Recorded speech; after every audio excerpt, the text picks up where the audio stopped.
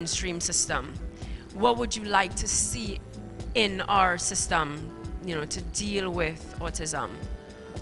At every school, someone who's there solely to deal with someone with special needs. So someone who is a support person to deal with, who deals with the real issues, teachers or helps the teachers to make their classroom more inclusive, to make their classes more available to the child with special needs, because it's not just kids with autism. Would you say that it's better to have them included? I mean, I'm guessing in the case of Ruru is not so far along the spectrum. So would you suggest that in a situation like that, yes, once the needs are met, that it would be better to have them in the mainstream? It is. I think Megan would agree. It's always better to have the child included. Like I said before, these kids used to be institutionalized long ago. It is always better to have them included. Yes, I do agree. As we've been saying, it is a spectrum. Sometimes it may be too overwhelming for a child, but sometimes it may be just the right sort of support network.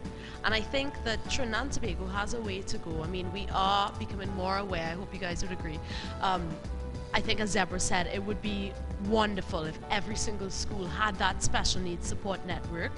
But I also think that it, depending on the child's abilities, it's when we need to sort of see if they would function better in a smaller environment and be included for different components, or is it that they are capable of being in a mainstream environment, or is it that the entire idea of a mainstream environment is too much for them. So because it's a spectrum, it's really down to the child, and I think parents and teachers need to have that collaboration. They need to be on the same page.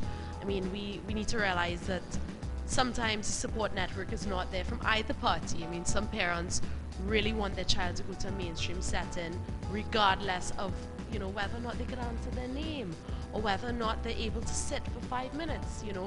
Is it going to do your child more harm sitting in a class with 30 kids having to raise their hand on cue? Or would they be better off in a smaller mainstream environment with 10 kids, where they get a little more individualized attention? Right. So I think it really comes down to the kind of communication between not just parents and teachers, but also any sort of support network, therapists, grandparents, caregivers. What is the best option for this child? Not what the parents want necessarily, but what is the best support network? And is everybody on the same page? Because you need to be on the same page. You need to be consistent throughout as well. As you say, Marsha, it's back to a village mentality. You have to go back. The child with special needs must be raised by a community. It's a community of therapists, doctors, parents, grandparents. I mean, my mom is one of Rowan's biggest advocates. You need that, the speech therapists, the occupational therapists, teachers. We actually have meetings on a regular basis. You must have that community approach. Yeah. One of the issues I have is because my daughter is 15, it's sort of limiting her in terms of where she could probably go and get some sort of education. That's one thing I'd like to see, right? We not put an age limit on education, especially with children with